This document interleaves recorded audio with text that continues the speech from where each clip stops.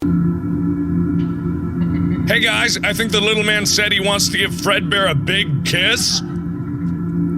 On 3, 1, 2.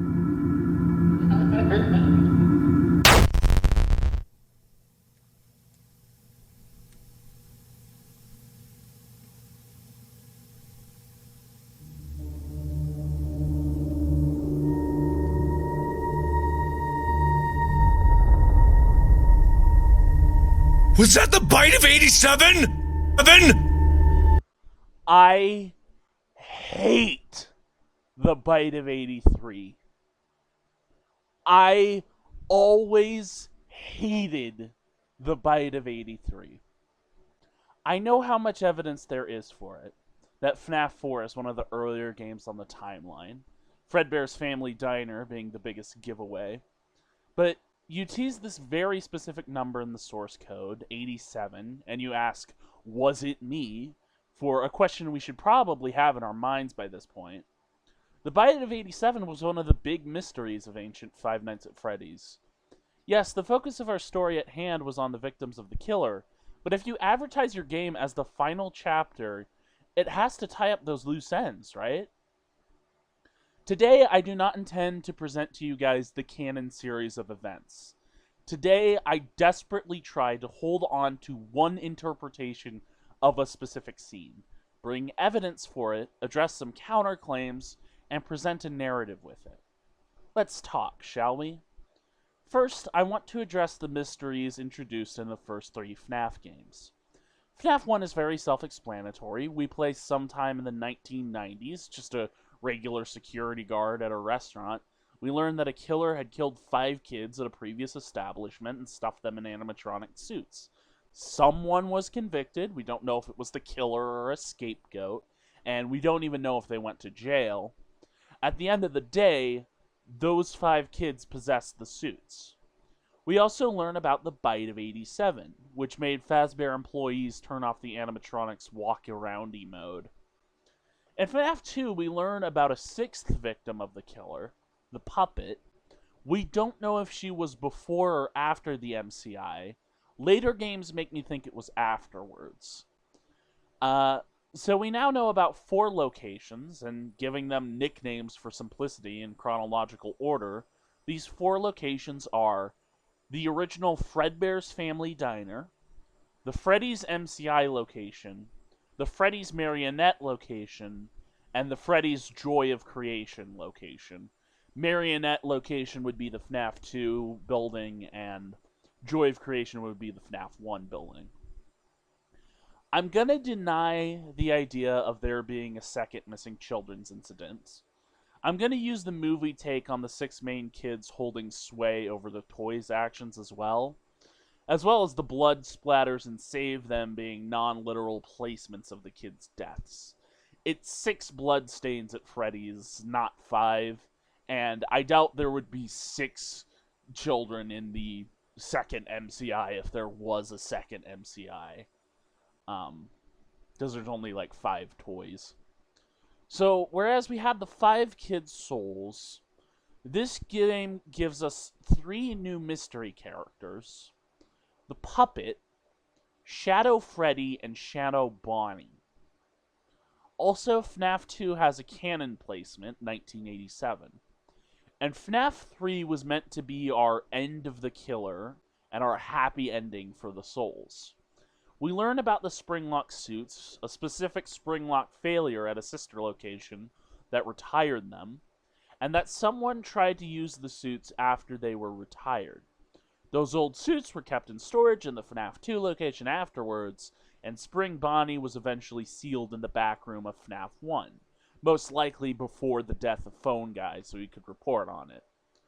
The killer comes back in Fazbear Frights, a location that exists in the 2020s, because the people who set up Fazbear Frights wanted an authentic experience, and they found a real animatronic.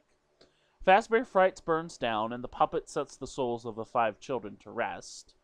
So let's construct a timeline of the first 3 games only. Question mark, Fredbear's Family Diner. Question mark, Freddy's MCI location. Question mark, the MCI happens. Question mark. The child possessing the puppet dies. I just think it'd be at the marionette location. It makes sense with the visuals in Pizzeria Simulator. It could be sometime before, but it also makes sense why the toys have such huge security protocols, which like the puppet also has. You know, it makes sense if it was just the puppet was made after the MCI. 1987, the marionette location exists. 1987, the killer gets a night guard position, then moves to the day shift. 1987, FNAF 2 happens. The 1990s, the FNAF Joy of Creation location. 1990s, FNAF 1 happens. Phone guy dies. Ralph, no! 2020s, Fazbear Frights and FNAF 3 events.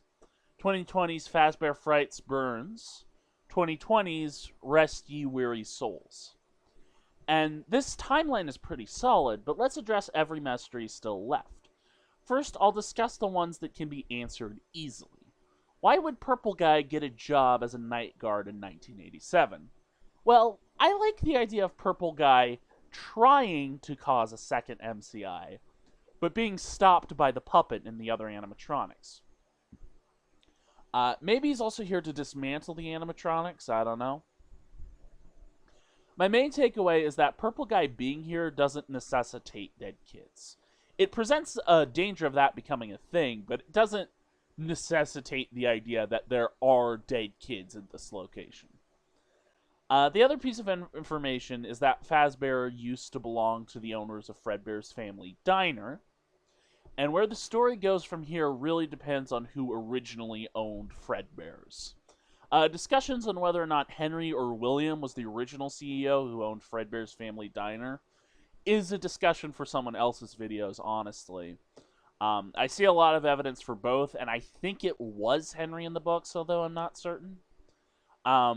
That's really a discussion for someone else, though. So let's talk about the real mysteries left. Shadow Freddy, Shadow Bonnie, a specific Springlock incident at a sister location, the fact there is a sister location, the exact timeline placement of these four things, Fredbear's Family Diner, Fredbear's MCI location, or Fazbear's MCI location, the actual MCI itself, and the puppet's death, and the final mystery, the one FNAF 4 was always advertised as being about the Bite of 87.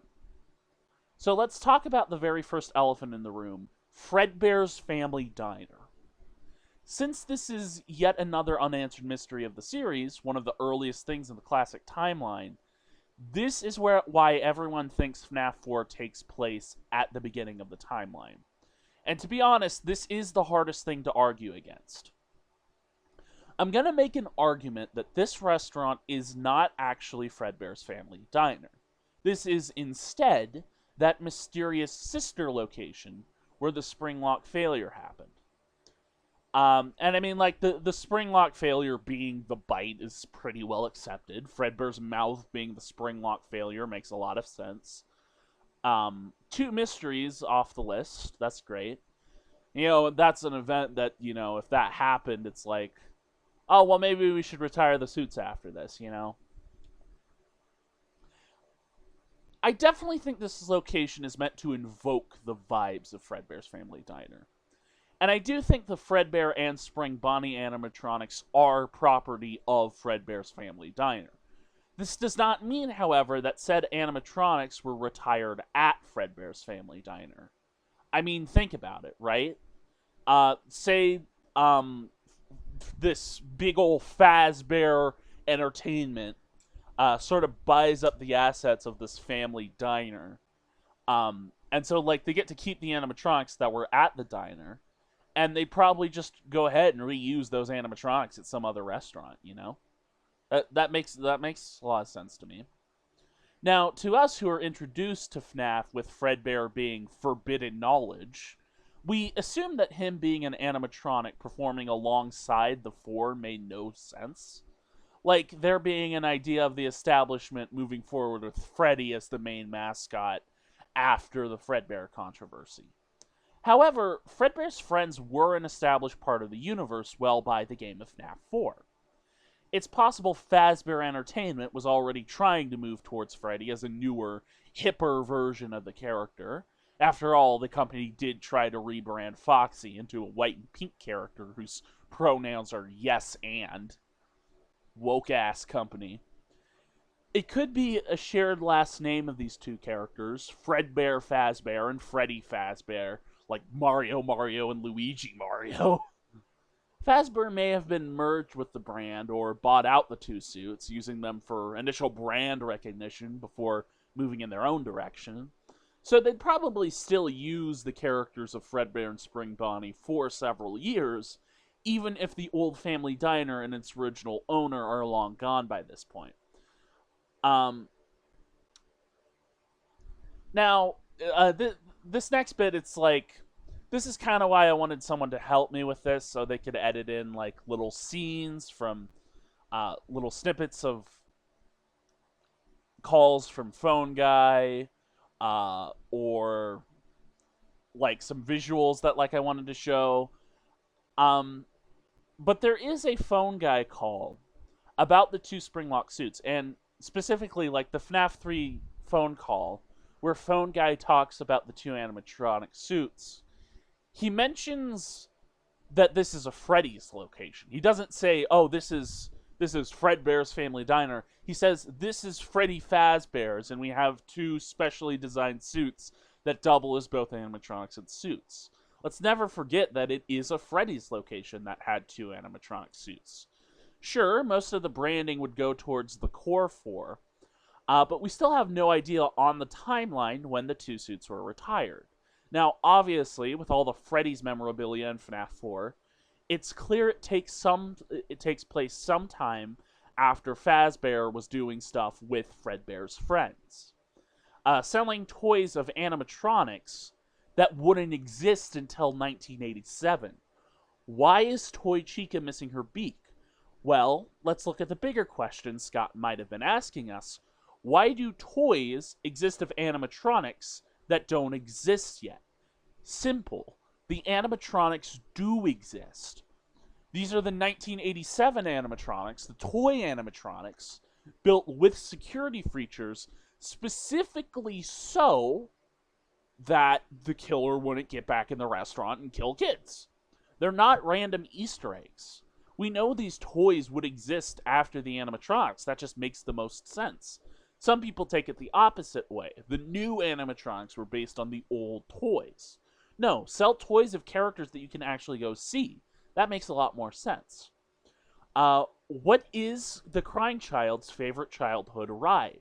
A merry-go-round. One we only see in the Five Nights at Freddy's 2 location, opened in 1987. What is the Fredbear's location in Five Nights at Freddy's 4? What if the Fredbear's location in Five Nights at Freddy's 4 is not the family diner, like a player's initial impression would imply? It's an intentional misdirect by Scott Cawthon. It's never called the family diner in the game itself, and we don't get information on any tragedies that happened at the family diner apart from the game of FNAF 4. What if this is a Freddy Fazbear's location where Fredbear is the prominent mascot? A sister location opened at the same time as another location, one we know Phone Guy was working at. You know, Phone Guy was definitely working at the FNAF 2 location, the Marionette location. And he was mentioning a sister location. So, let's take a look back at our list of 4 restaurants and the 5th horror attraction. Let's put a 6th location here. One which was perhaps opened in 1983. A Freddy's restaurant, but a sister location. One I'll call Fredbear and Friends. Now, I do want to address another counterclaim, the science argument. MatPat's first video on Five Nights at Freddy's 4 was a somewhat controversial one. The science on losing a frontal lobe. Let's keep in mind, Five Nights at Freddy's is a fictional story. Its science isn't gonna be one-to-one with real life, especially if made by someone who doesn't know how the frontal lobe works. Scott might not know brain biology. I probably would have never known how frontal lobes work myself if I had not watched MatPat's theory. But even then, there is a subtle detail Scott put in Five Nights at Freddy's 6, one that almost feels like an attempt to address this theory. And now this is another example of why I really want someone to edit visuals into this, because this is a very specific lawsuit that you can get in Five Nights at Freddy's 6. And I'm telling you guys, this is real. I think I remember it from Markiplier's playthrough, actually. One of the reasons parents will try to sue you when you get big risk in Pizzeria Simulator is that one of your animatronics bites a kid's head. And it doesn't remove its frontal lobe entirely, but it severely damages the frontal lobe enough to put the kid in the hospital. The frontal lobe is then surgically removed, and the child lives afterwards. Now, this idea doesn't answer everything. The kid still looks like he dies in a state of fear by the end of Five Nights at Freddy's 4. But this final scene could represent what's going on in the child's soul rather than his brain. It's black and abstract. So, let's say the kid has horrible nightmares for 8 nights. Then his frontal lobe is surgically removed. He's still sad, but not really afraid anymore. And his soul definitely held that fear and sadness afterwards. And I only really try to answer that because I don't think Scott is thinking about science that much in a series where robot spaghetti curls up in a hollowed out body, scoops out its organs, and it's still alive afterwards. I feel like he did just want to address a theory that did try to tie science too much into this goofy bear series. But now we get into the real reason I wanted to make this video. He's here, he's there, he's everywhere. Who you gonna call? Psychic friend Fredbear. After the Five Nights at Freddy's movies, I refuse to believe Psychic friend Fredbear is anything other than the kid who possesses Golden Freddy. Back in the old days, we were hyper-focused on the idea of the actual animatronics themselves as the vessels of the disembodied souls. But we kept thinking of them as the only vessels of the disembodied souls. If you read the books, it's pretty clear. These kids can mess with the world around them. Why do drawings on the wall change? Why do the paper pals go missing? It's pretty obvious. The same disembodied souls that can move the heavy animatronics around can also change pictures, move dolls, basically anything the plot needs them to do. Remember Purple Guy's death. He also underestimated the soul's power. And when the kids were able to torment him, even without those silly suits, it led to his death. Just like Purple Guy sort of underestimated the power of the kids' souls, I think we as fans do that a lot as well. Charlie takes control of a Phaz Talker in the movies, and possesses plushies like the baby doll, and possessed plushies like the baby dolls are alluded to in stuff like Help Wanted. Just the general idea of possessed plushies. The movie's Abby always refers to the animatronics as her friends, her psychic friends, one of which being Fredbear. The plushies aren't the crying child's friends, the souls are. The souls that died before 1987. People who could have been friends to the crying child before the events of FNAF 4, but who died by the hands of the Purple Guy. Now, what year did the Missing Children's incident happen? Well, 1983 is also emphasized as an important year in this game's story. A year specifically tied to the Fredbear and friends. Now, let's address another counterclaim, the sister location argument. William's bunker, you enter 1983 and you get a visual of the crying child's room. This, along with the Fredbear and walkie-talkie next to him, led the fan base to two conclusions. Psychic friend Fredbear is a parent's spyware plush, one of those bears with a baby camera in it so they can make sure their kid is safe. Now, let's keep in mind, even if this is the case, Cassidy can 100% possess a spyware doll as well as a regular one. The walkie-talkie as well reminds me of the Faz Talker, something that already has a speech synthesizer in it.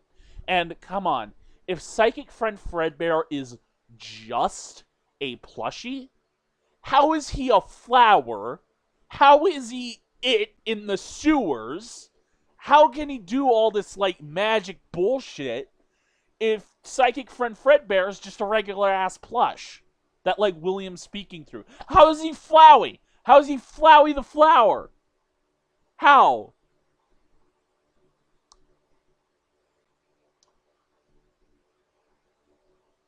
The walkie-talkie reminds me of the Faz Talker from the movie, something that already has a speech synthesizer in it.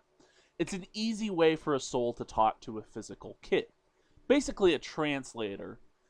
As for the code, well, all Afton needs for a password is a year that's important to him. Yes, his son's death could be a year important to him, but so could the year he killed his initial wave of kids. We were never given this idea of a bite of 83, and why would Scott completely abandon one of his initial mysteries of the series unless he answered it already? So, let me make a timeline of the first few games under this impression. Fredbear's Family Diners opened in the 1970s. Fazbear Entertainment buys out this company and their assets, including the 2 original Springlock suits. The original Freddy Fazbear's is opened in 1983, and 5 kids are killed by Purple Guy. The Fredbear and Friends sister location opens in 1983 as well. Fuck it. 1987 is really when shit goes down, because FNAF 2 and FNAF 4 happen really close to each other. Charlotte dies outside the grand opening of the Marionette location, later meets the 5 MCI. The crying child's birthday happens, and he gets his ass bit, and because of that, Fredbear and Spring Bonnie are retired and moved to the Marionette location. Purple Guy gets a job as a night guard and gets harassed by the animatronics. And then FNAF 2 happens. The police shut the place down after Charlie's death. 1990s is when FNAF 1 opens, and Purple Guy tries to dismantle the animatronics, but he gets spring-trapped. Fazbear Entertainment seals the Purple Guy in a wall. Ralph dies. Oh no! And then Fazbear Frights opens up as the final boss stage, and the kids are put to rest. Yay! So under this impression, FNAF 4 still happens before any of the other games, but it happens after the Missing Children's incident, after Fredbear's Family Diner closes, and it's at a sister location that just has Fredbear as one of its animatronics. This is essentially... and I feel like this clears up a lot of plot holes. It's just... It is weird that the FNAF 4 location is meant to feel so much like Fredbear's without actually being Fredbear's Family Diner. And that is weird. That is the big thing that is stumping a lot of people on the Bite of 87. This place feels like it needs to be Fredbear's Family Diner. Once you get past that, I feel like a lot of this theory just starts to make sense. Now, this is a bit that wasn't on my script originally. A lot of people do accept 1985 as the canon year of the MCI because of the books. I word it this way. And everything in the games is Sahi. Everything in, like, the books and movies and stuff is Daif. So it's like, we can still use that. But it's Daif. It's like, anything in the books is not really going to be a solid thing that we can just, like, attribute back to the lore as easily as something in the games is.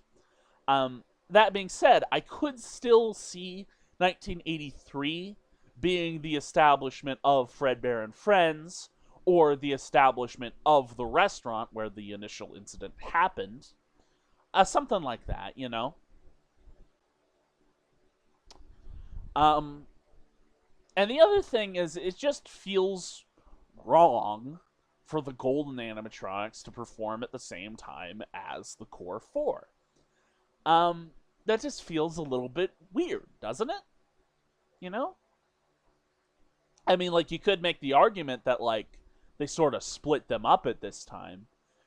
They put the Fredbear's characters into, like, a sister location, and then they opened up Five Nights at Freddy's Jr., a marionette location.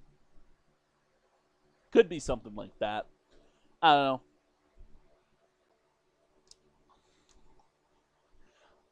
Okay, now I'll get back to the actual script. That was a bit of a tangent, but I'll get back to the actual script now.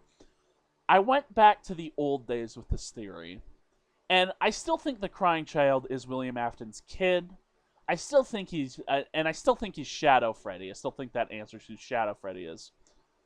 And now I want to address these three statements. Scott's statements, his clues. 4 games, 1 story. What's seen in the shadows is easily misunderstood in the mind of a child. And why is Chica missing her beak? 4 games, 1 story feels like something Scott said as a cryptic way to move Matt away from Dream Theory. He said this immediately after Matt asked if FNAF 2 even happened. And Scott's like, yes, MatPat, the games happened, stop while you're ahead. And then MatPat went to Dream Theory anyway. Honestly, 4 games, 1 story is something you can say about basically any series of 4 games. I already addressed Chica's beak. Try to keep up. I think it's Scott's indication that toys of characters who were created in 1987 exist now. And then the last question, well, I explained the sister location in Springlock incident. I explained the bite of 87. I addressed the idea that Springlock suits might have been retired later than we realized, like during early 1987. The big thing I think was tripping people, and this is the big thing I think was tripping people up. But notice that wording. What's seen in the shadows is easily misunderstood in the mind of a child. Now, this could just be a reference to how the crying child saw someone being put in a suit and thought it was a kidnapping. Crying child might have even been a witness to the missing children's incident, sort of Oswald style. The shadows, which are misunderstood in this child's mind, could represent the shadow animatronics. The shadows he was scared to walk past, one of which he had to fight in the Nightmare Night, Shadow Fredbear. I think the real shadow animatronics were the friends we made along the way. In all fairness, I don't know if the shadows were ever important. They might have just been foreshadowing to the Fredbear and Spring Bonnie animatronics way back in FNAF 2.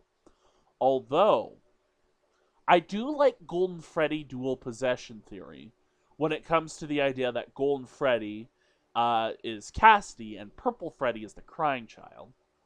I also really like the idea that Shadow Bonnie is the mimic, the shadow of the killer, and this was just set up in case Scott wanted to have a new villain in the future, which was like a shadow of a real killer.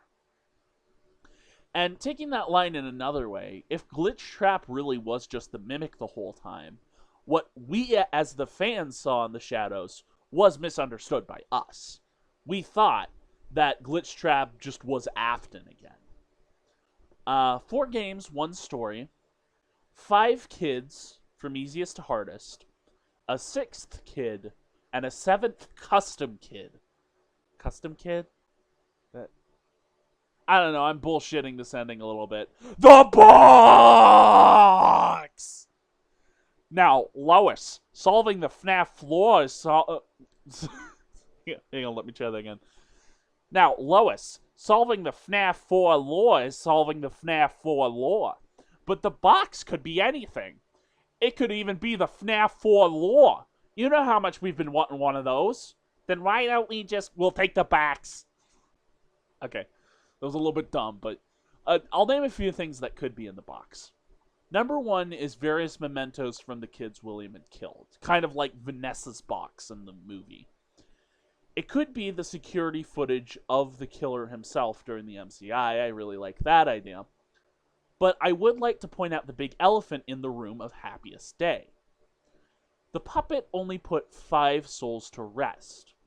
And we know from Pizzeria Simulator Cassidy did not move on. Therefore, if the box solves the first 4 games, and we know of 7 dead kids, and we only see 6 of them move on, we notice a distinct lack of a certain someone by the end. I think the item in the box would have been something to confirm that one of these kids was not put to rest. Psychic Friend Fredbear makes the most sense. What is forgotten for now? The kid who was never put to rest. The forgotten child. But I mean, like, Scott has said, whatever was in the box has changed over time. There was something in the box, but it must have changed. It changed because Pizzeria Simulator is the end now instead of FNAF 3. And now there's most likely something still in that box, but I don't know if we can find it again. Maybe it's helping now. Fuck it. I mean, but that's the thing. I think it very much could be the case that something in the box is meant to indicate that Cassidy did not move on. And I still think Psychic Friend Fredbear could be very symbolic of that. Even if, you know, the Golden Freddy animatronic is still, like, moving about, and, like, the soul is more so, like, hanging out in the Golden Freddy animatronic or something. Or maybe in Molten Freddy by this point, for all I know. You know, maybe Molten Freddy got a hold of, like, Golden Freddy's parts or something, and it's now Golden Freddy's in there. Cassidy's in there. I still think it would be poetic if this is what Scout is alluding to, is that there is a kid who just never moved on. The item in the box could be a reference to that kid who never moved on and is to be forgotten for now. Now, I have also entertained the theory that there are multiple items in the box. The big thing with a mystery box like this is that you kind of want it to be one item, but it also makes sense if it were multiple items. And you know what it could be is it could just be all of these things, you know? Another thing it could be is it could be the memento of specifically Golden Freddy. It's like maybe this box did contain mementos from all of Afton's kills, but when like the souls move on, their items go with them, their mementos go with them, and so the only one still left in the box is the one that was owned by Cass. Man, I don't even know. I mean, if the plushies are meant to represent the souls of the dead kids, then did William just straight up decapitate the kid who was meant to be Foxy? Is that what we're supposed to take away from this? Listen, the thing with this theory is I hate the bite of 83. I hate it. I hate the bite of 83. I hate the idea of the bite of 83. I've hated the idea of a bite of 83 ever since I was a kid. I hated it. And it looked so much like this was where the story was going. Especially after, you know, the Code and Sister location. That really felt like a push towards the bite of 83. And, like, here's the thing. Back when we were kids, we all took MatPat's word as, like, the lore of Five Nights at Freddy's. Whenever MatPat said something, we just accepted it. If MatPat says it, we believe it. Because MatPat is, like, it's Matthew Patrick, peace be upon him. It's Matthew Patrick, peace be upon him. We have to believe everything MatPat says. Otherwise, this lore makes no sense. We'd be on our own, trying to interpret this lore on our own, and we'll never figure it out. But here's the thing, MatPat has admitted that he has been wrong about some things in the past, and we need to accept that. We need to accept that one of our big understandings of this timeline for so long could have been wrong this whole time. We need to accept that. We need to allow for that possibility. Now, I don't think it really changes that much. I think the big thing it changes is William Afton's motivation. Because if he killed the kids before his own son died, then William's just an asshole. He's not trying to bring his kid back through like some possessed robot or something. Maybe he does move on to those motivations later on when he builds the sister location. But you know, if that's the case, then William originally just killed 5 kids to be an asshole. And you know what? That still makes sense. That's still logical. That can still work. We don't need to theorize so heavily about Afton's motivations the entire time throughout the entire story. Because, like, literally just in the first 3 FNAF games, he was just an asshole. And we were invested in the story when he was just an asshole and he just killed kids because he wanted to be an asshole. It's like, I don't know. I'm hoping that the FNAF 4 community can just, or the FNAF 4 community, the FNAF community in general can just move away from this idea of the Bite of 83. You know, I mean, like, we don't have to leave the Bite of 83 out of our discussions entirely. I mean, we could still accept that as a possibility, but we need to reopen the idea that this game was about the Bite of 87 the whole time. It's like, yes, 1983 is an important year in this game, and I mean, I feel like even with my theory, I suggested 2 things it could have been. It could have been the establishment of this sister location, Fredbear and Friends, or it could be the year of the missing children's incident. You know? That's like 2 different possibilities. I am rambling here a little at the end, and I feel like I've been rambling throughout this entire video. But I think, look, we need to put the pieces together.